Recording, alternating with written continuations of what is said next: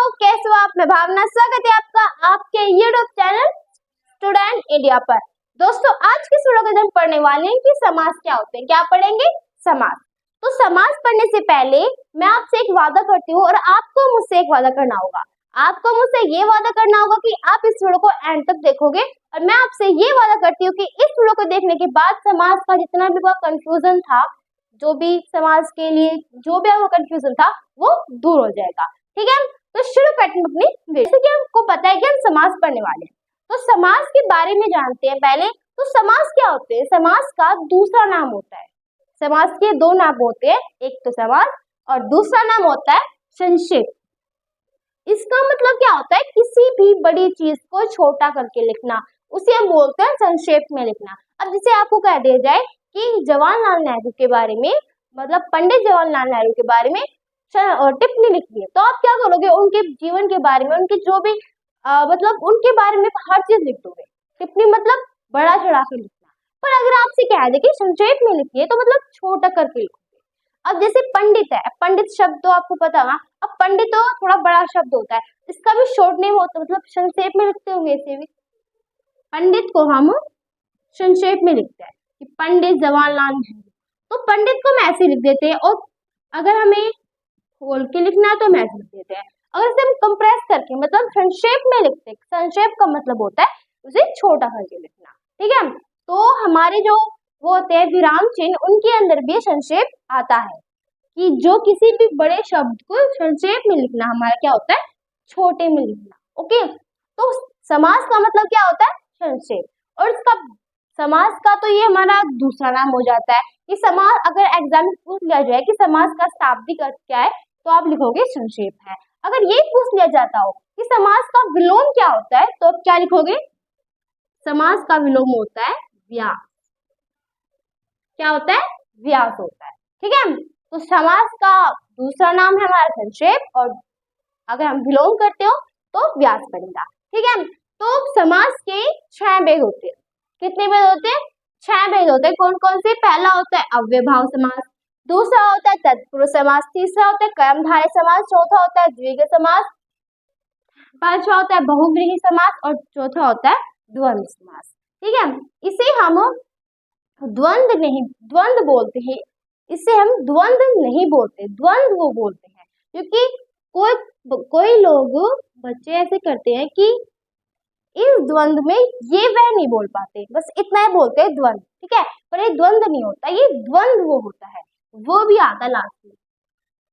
ठीक है, तो पहला भेद है हमारा अव्ययभाव समास। तो अव्ययभाव समास वे समास होते हैं जिनके अंदर स्टार्टिंग में, मतलब पहला पद जो हमारा होता है, इनमें 2 पद होते हैं। समास के अंदर 2 पद होते हैं, पहला पद और दूसरा पद। तो अव्ययभाव समास देखो कौन कौन से पद होते हैं? पहला पद और दूसरा पद। जैसे कि हम कोई उदाहरण लेते हैं, यथाशक्ति, शक्ति के अनुसार, इसका अर्थ है शक्ति के अनुसार।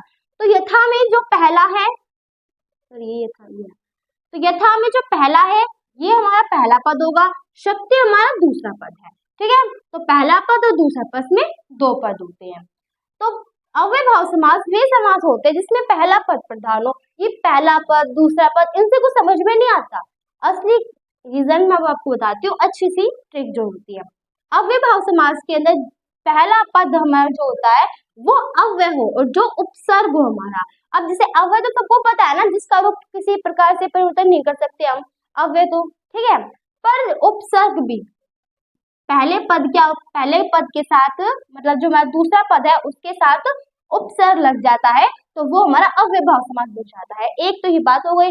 दूसरा है कि पहला पद हमारा अव्यय होता है, अव्ययभाव मतलब अव्यय भी आता है, तो पहला पद हमारा क्या है? अव्यय होना चाहिए। जैसे कि अव्ययभाव समास में पहला पद क्या है? अव्यय ही है ना, नाम में ही अव्यय दे रखा है।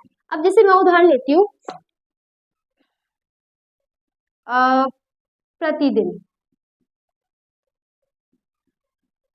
प्रतिदिन में दिन हमारा दूसरा पद है, दिन के साथ एक आगे हमने उपसर्ग लगाया प्रति। प्रति क्या है? एक उपसर्ग है, साथ में अव्यय भी है। ठीक है, तो प्रति क्या है हमारा? एक उपसर्ग। जिस भी समास के साथ उपसर्ग लग जाता है तो वो हमारा अव्ययभाव समास कहलाता है। जैसे कि प्रतिदिन हो गया, यथाशक्ति हो गया, यथासंभव हो गया। इन सब के साथ अगर हम मतलब उस सबके साथ अगर उपसर्ग लगा दिया जाता हो तो क्या बन जाता है अव्ययभाव। अब जैसे कि यथा संभव, संभव था हमारे पास, संभव के साथ हमने क्या किया, उपसर्ग लगा दी, यथा एक उपसर्ग है तो यथा लगाने के बाद वो क्या बन गया, वो हमारा अव्ययभाव समास बन गया। ठीक है, पहले जो हमारा भेद है समास का, इससे सिंपल सी बात है कि सिंपल सा तरीका है इसे जानने का कि अव्ययभाव समास वे समास होते हैं जिनके साथ अगर उपसर्ग लग जाता हो, हमारा पहला पद उपसर्ग हो तो वो क्या कहलाता है, अव्यय कहलाता है। अगर उपसर्ग ना पहचान पाओ तो उसके साथ मतलब अव्यय, अव्यय सबको पता होता है जिसका रूप परिवर्तन नहीं होता है, प्रति का रूप परिवर्तन होता है नहीं होता है, तो ठीक है हमारा प्रति क्या है, अव्यय है, अव्यय भी लग जाए तो वो भी हमारा अव्ययभाव समास कहलाता है। ठीक है, अब वैसे आप समझ सकते हैं इसे। दूसरा है हमारा तत्पुरुष समास। तत्पुरुष समास वे समास होते हैं, इनके अंदर हम पहले बहुत पढ़ते हैं कि दूसरा पद प्रधान हो उसे तत्पुरुष समास कहते हैं, नहीं ये नहीं जानेंगे, हम ये जानेंगे कि जिस भी समास के अंदर कारक चिन्ह आ जाता हो उन्हें हम तत्पुरुष समास कहते हैं। और कारक तो आपको पता होगा ना, कर्ता ने, कर्म से, ये सब आपने पूरी लाइन पढ़ रखी होगी, पर उनमें से जो कर्म से लेकर अधिकरण, कर्म कारक से लेकर अधिकरण कारक है वहां तक ही हमारे तत्पुरुष समास के अंदर आते हैं। कर्ता जो होता है, कर्ता ने और संबोधन होता है, ये दो हमारे क्या नाम, ये दो हमारे जो कारक है वो तत्पुरुष समास में नहीं आते हैं। यहाँ पर आपको टेबल दिखा रखी होगी कि कारक के अंदर कि हमारे कितने कारक होते हैं। ओके, तो कारक कर्म से लेकर अधिकरण तक ही होंगे, इसके आगे नहीं होंगे।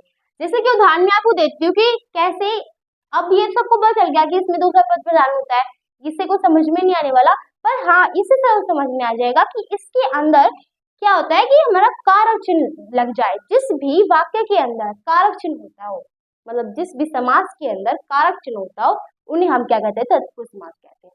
जब उन्हें उसमें से अब हमें ये देखना है कि कारक चिन्ह किसके अंदर है। अब उदाहरण लेंगे हम राजपुरुष, इसका मतलब क्या होता है, राजपुरुष, राजा का पुरुष क्या होता है, राजपुरुष, राजा का पुरुष। इसका अगर हम विग्रह कर देंगे तो क्या बनेगा कि राजा का पुरुष, और राजा का पुरुष क्या बनेगा, राजा का पुरुष। तो राजा का पुरुष में कहाँ लगा, क्या है, का हमारा कारक है, तो सिंपल सी बात है जिस भी समास के अंदर अगर कारक चिन्ह आ जाता हो उन्हें हम क्या कहते हैं, तत्पुरुष समास कहते हैं। तो अगर हमें कारक चिन्ह ढूंढना हो तो भी कारक चिन्ह कैसे ढूंढेंगे, तो जो भी राजपुरुष है ऐसे शब्द है हमारे, उन सबका विग्रह करके देखो, अगर जब उस विग्रह के अंदर कारक चिन्ह आ जाता है तो वो हमारा तत्पुरुष समास हुआ। ठीक है, नेक्स्ट है कर्मधारय समास। कर्मधारय समास वे समास होते हैं जिसके अंदर विशेषण और विषय हो, क्या हो, विशेषण और विषय हो। तो इसे कैसे देखेंगे, तो उदाहरण के साथ समझिए। पहला उदाहरण मैं लेती हूँ नीलकंठ, नीलकंठ, तो नीलकंठ मैंने शब्द लिया। अब मैंने कहा जिसके अंदर विशेषण और विषय हो तो उन्हें हम क्या कहते हैं, कर्मधारय समास कहते हैं। विशेषण क्या होते हैं, विशेषण वे होते हैं संज्ञा और सर्वनाम की विशेषता बताने वाले शब्द को विशेषण कहते हैं, होता है यही। और विशेष्य क्या होता है, विशेषण की विशेषता बताने शब्द को विशेष्य कहते हैं, मतलब जो विशेष हो। तो इसके अंदर विशेषण तो हमारे संज्ञा सर्वनाम की विशेषता बताता है। नीलकंठ एक शब्द है, इसमें कंठ क्या है, दूसरा पद हमारा कंठ है ना, तो इसके अंदर कंठ क्या है, कंठ एक संज्ञा है, और संज्ञा की विशेषता क्या है कि वो नीला है।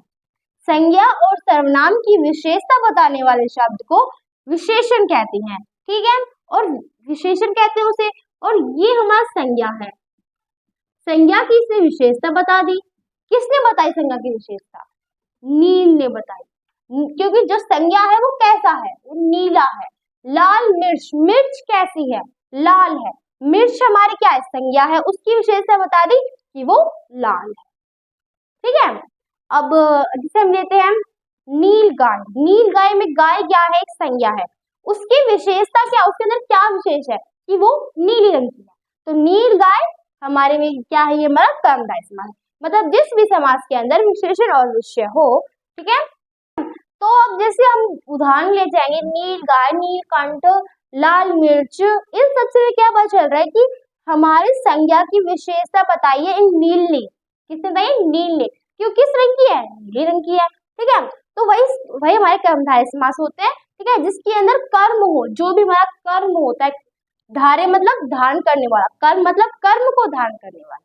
ठीक है, उसे हम बोलते हैं कर्मधारय समास। फिर नेक्स्ट है हमारा द्विगु समास। द्विगु समास वे समास होते हैं, द्विगु समास वे समास होते हैं जिसके अंदर पहला पद संख्यावाची हो। पहला पद कौन सा हो, संख्यावाची। जैसे उदाहरण लेते हैं चौराहा। देखो अब इसका हम विग्रह करेंगे तो क्या बनेगा, चार राहों का समूह। क्या बनेगा, चार राहों का समूह। तो जिस द्विगु समास की दो पहचान बताती हूँ। पहली पहचान तो होगी जिसके अंदर समूह की बात या फिर समाहार की बात की जाती हो, किन्हीं का समूह हो, उसे हम कहते हैं द्विगु समास। एक पहचान ये है। दूसरी पहचान ये है कि इसमें पहला शब्द क्या होगा, संख्यावाची आएगा। चौराया में राह, राह क्या होता है, रास्ता, राह को हम रास्ता बोलते हैं। चार राहों का समूह मतलब जहां पर चार राहें होती हो, एक आगे जाती हो, एक साइड से जाती हो, एक इधर से जाती हो, एक पीछे से जाती हो, तो उनमें से जब चारों तरफ राहें हो हमारे, उन्हें हम बोलते हैं चौराहा। ठीक है, तो चार राहों का समूह बनता है चौराहा। तो देखो चार है इसके अंदर, मतलब कोई संख्या ही आई है ना। द्विगु समास की मैं आपको तीन पहचान बताती हूँ। पहली पहचान मैंने बता दी, एक तो जिसके अंदर पहला शब्द क्या हो, संख्यावाची हो। दूसरी पहचान भी मैंने आपको बता दी कि इसके जिस भी समास के अंदर हमारे समूह की बात हो, समाहार समूह की बात हो, उन्हें किसी का भी समूह होना चाहिए, उन्हें हम कहते हैं द्विगु समास। तीसरी पहचान ये है कि द्विगु समास नाम में ही पहला पद संख्यावाची आ गया। अब द्विगु में द्विगा मतलब क्या होता है, द्विगा मतलब होता है दो। द्विगा मतलब क्या होता है, दो। दो क्या है, संख्या ही है। मतलब द्विगु समास से द्विगु, द्विगु जो शब्द है इसमें ही क्या आ गया, द्वि के अंदर दो आ गया। मतलब पहला शब्द हमारा क्या हुआ, पहला पद क्या हुआ, संख्यावाची है। जब इसी के अंदर संख्यावाची है तो उसकी जो उसका नाम में ही संख्यावाची आ गया, तो ये हमारा संख्यावाची। तीन पहचान बताई मैंने आपको। तो दूसरा उदाहरण ले लेते हैं हम, दोपहर, दो पहरों का समूह। दोपहर, दो पहरों का समूह क्या बनता है, दोपहर। तो दो पहरों का समूह, समूह आ गया, पहली पहचान बताई थी। दो मतलब संख्या आ गई है, दूसरी पहचान ये हो गई। ठीक है, मतलब जिसके अंदर पहला पद संख्यावाची हो, इतना ध्यान रखना। हर इसके अंदर पहला पद संख्यावाची पाएगा। दोपहर, चौराया, ऐसे बहुत सारे शब्द होते हैं। ओके, बहुव्रीहि समास। तो बहुव्रीहि समास वे समास होते हैं जिसके अंदर पहला पद आएगा। कहने का मतलब है, अब जैसे मैंने इसमें उदाहरण लिया था, कर्मधारय समास के अंदर उन्होंने एक उदाहरण लिया था नीलकंठ का, लिया था नीलकंठ। अब आपको ये पहचानना है कि नीलकंठ कर्मधारय समास है फिर द्विगु, सॉरी बहुव्रीहि समास। तो नीलकंठ हमारा कर्मधारय समास नहीं है, ये हमारा बहुव्रीहि समास है। मैंने आपको नीलकंठ का उदाहरण बताया था कर्मधारय समास में, पर ये इसका उदाहरण नहीं है। क्यों नहीं है, क्योंकि देखो पहली ये बात तो ये है कि इसके अंदर जो संख्या की विशेषता बता रहे हैं कि हाँ नीला है, ये बात भी है। अब आप कहोगे फिर इस बहुव्रीहि समास में ये आता है कि जब हम किसी भी शब्द को बोलते हैं तो उसे बोलते तीसरा शब्द हमारे दिमाग में आ जाता है। जैसे कि मैंने बोला दशानन, तो दशानन शब्द बोला, इसे पढ़ते आपको समझ में आ जाएगा रावण की बात चल रही है। हाँ रावण है, दशानन, दशानन कौन था, रावण था। ठीक है, मैं बोलू तो चतुर्भुज। चतुर्भुज मतलब जो जिसके पास जिसकी चार भुजाएं हो, अर्थात तो कौन होगा वो, हमारे गणेश जी, भगवान गणेश। मतलब चतुर्भुज बोलते समझ में आ जाए गणेश जी के बारे में बात कर रहे हैं। लंबोदर बोलूंगी तो समझ में आ जाएगा गणेश जी के बारे में बात चल रही है। मतलब जिस शब्द को जब हम बोले तो तीसरे की बात आए, तीसरा शब्द हमारे दिमाग में आए, ठीक है, उसे हम बोलते हैं बहुव्रीहि समास, मतलब तीसरा पद आएगा। ओके, अब इसमें पहला पद हो गया, दूसरा पद हो गया, ठीक है, और बात तीसरे किया जिसके अंदर तीसरा पद दिमाग में घूमे। दो पद तो होते ही है इसमें, पर तीसरा पद आ जाए हमारे पास तो वही हमारा बहुव्रीहि समास कहलाएगा। बहुव्रीहि समास वही कहलाता है। पर कर्मधारय समास में क्या होता है, जिस भी समास के अंदर जब इसे हम बोलेंगे तो हमारे मन के अंदर तीसरा पद नहीं आता हो, और वो हमारे किसी की विशेषता बताता हो तो वो कर्मधारय समास में हो जाएगा। ओके, तो यही हमारा बहुव्रीहि समास होता है। बहुव्रीहि समास में जब बोलेंगे शब्द को तो तीसरे पद माइंड में घूमेगा। जैसे कि अब हम बोलते हैं लंबोदर, लंबा है उदर जिसका, अर्थात भगवान गणेश। मतलब इसकी एक कोई पहचान हो गई कि जिसमें जो हमारा विग्रह करते हैं तो हमेशा अर्थात में, या फिर हम बोलते हैं ना जिसका लंबा हो उदर जिसका, अर्थात ये, ठीक है, ये बहुव्रीहि समास में आता है। कर्मधारय समास में होता है जो में अंतर आता है उसका, है जो मतलब नीला है कंठ, नीला है जो कंठ, नीला है जो कंठ, पर ये इसका उदाहरण नहीं है तो ये इसके साथ नहीं लगेगा, क्योंकि नीलकंठ बोलते हुए दिमाग में ये बात आती है कि नीलकंठ तो कौन है, भगवान शंकर है। तो नीला है कंठ जिसका अर्थात भगवान शिव जी। और अगर हम इसका ले लाल मिर्च, लाल है जो मिर्च, इसका आंसर जब विग्रह करेंगे तो है जो में आएगा, इसका जिसका अर्थ या फिर अर्थार्थ में होता है, ठीक है। फिर आता है द्वंद्व समास। तो द्वंद्व समास में समास होते हैं इसमें दोनों पद प्रधान होते हैं, जैसे कि माता पिता, माता पिता समान पद की है, ना कोई ऊंचा है ना कोई नीचा है, दोनों समान पद के होते हैं, उन्हें बोलते हैं द्वंद्व समास। माता पिता, भाई बहन, चाचा चाची, मतलब ये सब जो है हमारे, ये क्या है, इसमें एक बात और आती है, इसकी पहली पहचान है दोनों पद प्रधान होते हैं। दूसरी पहचान ये है कि इनके अंदर विलोम, जो विलोम शब्द पद है विपरीत आर्थिक शब्द, इसके अंदर विपरीत आर्थिक शब्द आती है हमेशा, ज्यादातर इनमें यही आते हैं, जिसे हम बोलते हैं विलोम शब्द। माता पिता, चाचा चाची, भाई बहन, अंकल आंटी, ये सब जो होते हैं ये द्वंद्व समास में होते हैं, ठीक है, क्योंकि इनके जो पद होते हैं वो समान होते हैं, ठीक है। तो अगर इसका विग्रह करेंगे तो माता और पिता, भाई बहन का करेंगे भाई और बहन, समझ में आ गया। तो आई होप कि आपको समास के बारे में समझ में आ गया होगा। और अगर आपने मेरी वीडियो ये एंड तक देखी हो तो मैं आशा करती हूँ कि आपको ये समझ में आ गया होगा कि समास आखिर होते क्या है, ठीक है। तो प्लीज इसे कमेंट सेक्शन में लिख के बताना कि आपको मेरी वीडियो कैसी लगी। अगर आप बताओगे तो मैं, अगर आपको अच्छी नहीं लगी होगी तो मैं कोशिश करूंगी नेक्स्ट वीडियो के अंदर इससे बेहतर बना सकूं उस वीडियो को, ठीक है। अगर आप नहीं बताओगे तो मैं कैसे करूंगी, ठीक है। तो आई होप कि आपको समझ में आ गया होगा कि समास आखिर होते क्या है, ठीक है। अगर आपको मेरी वीडियो अच्छी लगी हो तो इसे लाइक करना, सब्सक्राइब करना एंड शेयर करना। Thanks for watching my video.